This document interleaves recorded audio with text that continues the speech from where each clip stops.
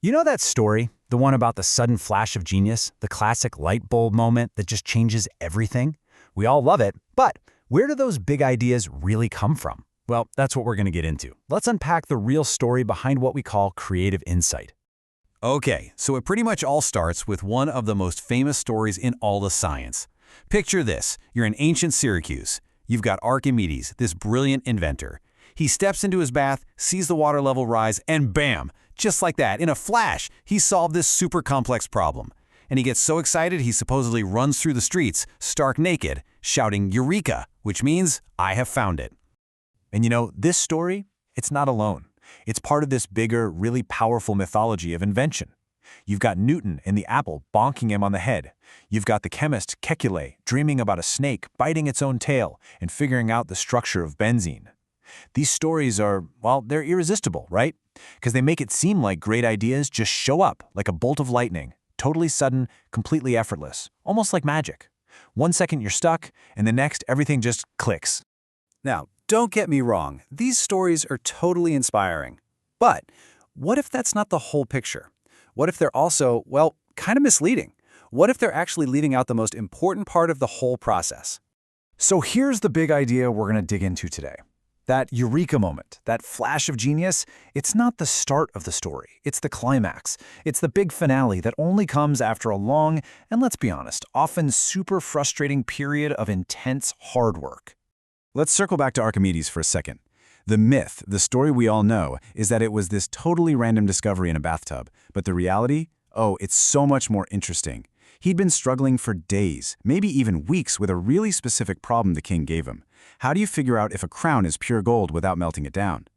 His mind was just completely soaked in this problem. The bath, that was just the trigger. The real magic was all the hard work, the deep preparation he'd already done. And this whole thing, it's not just a nice story. It's a real, actual cognitive phenomenon.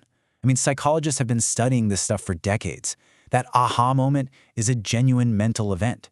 You can actually see its signatures in the brain. But, and this is the important part, the science also confirms exactly what the myths always leave out.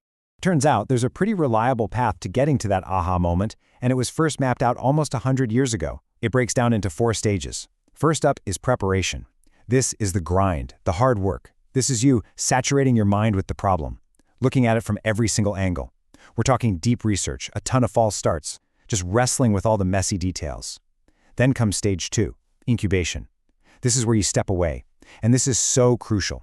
It's not just taking a break. It's about letting your brain off the leash, allowing it to break free from its rigid thinking and start making new, quiet connections in the background. Then, stage 3, illumination. That's it. That's the aha. And finally, stage 4 is verification. You got to actually test if that brilliant idea of yours holds up in the real world. And here's maybe the most important rule of this whole game. You can't skip to stage 3. You just can't. There's no elimination without preparation. That light bulb moment isn't some magical shortcut. It's the reward you earned for doing all that hard work up front.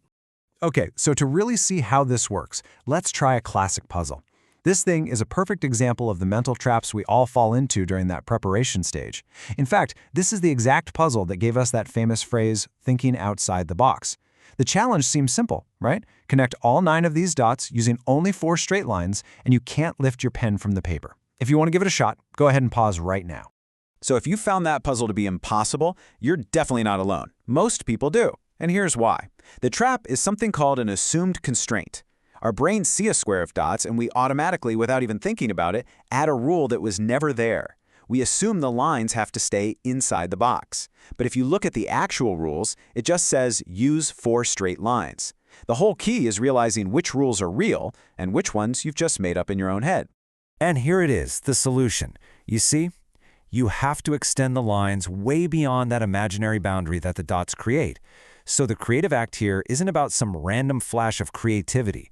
It's about correctly diagnosing the problem, figuring out what the real constraints are versus the ones you've just put on yourself without even realizing it.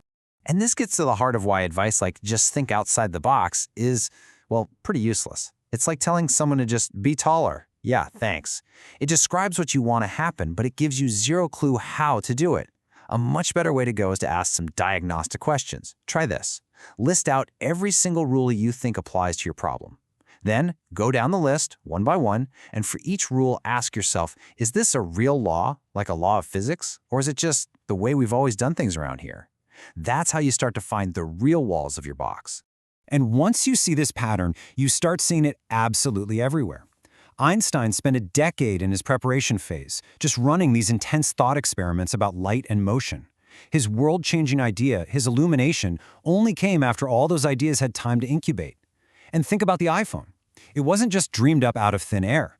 It came from a super deep preparation, a total mastery of how mobile phones worked, which is what allowed Apple to see which rules, like having a physical keyboard, weren't really rules at all. They were just assumptions. You know, there's a quote that just sums this all up so perfectly. It says that the most creative people aren't the ones who ignore the rules. No, they're the ones who understand the rules so thoroughly, so deeply, that they can spot the difference between a genuine rule and one that's just an assumption. And then, they only break the assumed ones. That's where the real breakthroughs happen. So if there's one big takeaway, it's this. We tend to think of creativity as like a personality trait, something you're either born with or you're not. But all the evidence points to something totally different. It's a skill. It's a muscle. And you can train it by just diving deep into problems and making it a habit, a disciplined habit of questioning every single assumption you have. Okay, so what does this all mean for you? Well, the next time you're stuck, really stuck on a tough problem, don't just sit around waiting for a magical bolt of lightning. And please, don't just tell yourself to be more creative. Instead, do the work, do the preparation, give it time to incubate, and then ask yourself a much better question. Which of the walls around this problem are real, and which ones did I build myself? Because figuring that out, that is the first step to your next great idea.